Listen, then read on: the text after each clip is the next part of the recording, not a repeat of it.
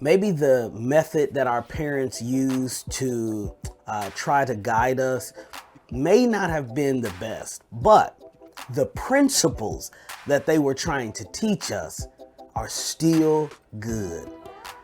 I remember, I grew up where in that age and era where, my mom whooped me, right? Some of y'all know what that is. But I got a whooping when I did something wrong. There was a belt or something that you was gonna get hit with after you did something wrong. Now I will tell you, I think I turned out all right. I recognize not everybody did, but here's what I would say to that: the method, right? When we look back, it's like, was that the best method? That when your child messed up or made a mistake, to whoop them with the belt, to hit them with a belt, probably wasn't the best method. And there are some other things that, maybe your parent, your mother, your father, your grandmother, whoever raised you, they yelled at you. Maybe they said crazy things to you. Maybe it sounded like they were putting you down, and they were telling you ain't gonna be this and you're not gonna do that, and I can't believe this, and so all the things that were said, maybe they hit you, whatever those things were. That method, that is the thing that most of us end up having problems with. This is what we tend to do. We take this method and we say, this determines if our parent was a good parent. We determine if our parents were good parents, if they were good to us, if they did the right things based on their method. I want to give you an opportunity to think of this different. It's not just a method. That's not the only determining factor if your parent was a good parent, right? Here's what I've learned, and I didn't discover this until I became a parent, that sometimes the methods that we use are methods that we learned. They're methods that we learned from our own parents and grandparents. It may not have been the best method, and maybe we didn't even enjoy it.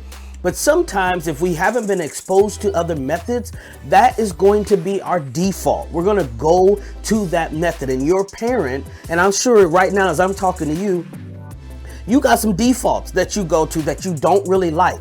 That when you get in a stressful situation, or if your child do something too crazy, or your grandchild, you immediately default right to that bad method. Methods are tools.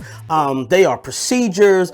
They are just a way of or maybe even think of it as a vehicle, right, that you use to try to teach a principle. And this is what I want you to get this week. Maybe your parents' method was bad, but the principle, what they were trying to teach you, was still good. And so you got to understand that maybe if your parent whooped you, right, like me, like I got a lot of them, but I recognized the principle that my mother was trying to teach me. It was a lesson that the foundation she was trying to give me, is that, hey, there are consequences for your actions. Right? That she was trying to teach me. If you make decisions like this, you could end up getting hurt, not just physically, but also emotionally. Maybe if some things are taken away from you, right? That she was trying to teach some principles that literally to this day, I live out. Now, the method, again, I've changed my method since I've become a parent and recognizing, hey, I got to give my child, I got to do this different because I'm trying to teach this particular lesson, right? I've been exposed to more than my parents were exposed to. Man, I hope somebody get this. And therefore, right, to more, much is given, much is required, because I know more, because I've been exposed to more, right? Now I'm required to parent in a different way. But I cannot hold my parents at fault for their method when I recognize they were trying to teach a principle and may not have had the best tools, the best way of doing that. But if you get the principle, if you get what they were trying to teach you, maybe perhaps you'll stop judging your parent as much. I used to hear parents, my parents say, you do something and you be like, well, why I need to do that? And they're like, oh, you questioning me? Y'all remember that? Anybody remember that? And I was told not to question my parents, but I learned that questioning is a sign of intelligence, right? And so you have a child that is constantly questioning everything, that is a sign of intelligence. And so instead of squashing that, instead of pushing it down, that you got to encourage it. You got to have conversations. You got to have tough conversation as a parent to say, you know what, why am I telling them to do that? Right? Why is that so important to me? Then now you got to start dig deeper into yourself. But again, if your parents didn't have that knowledge, y'all, you can't hold them responsible for something they did not know.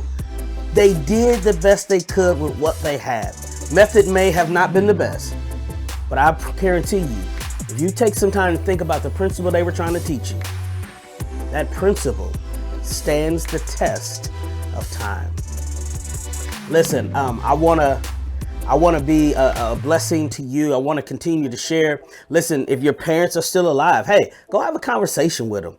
Maybe you some things you didn't understand. Ask them, well, what was the principle? What lesson was you trying to teach me when you did this?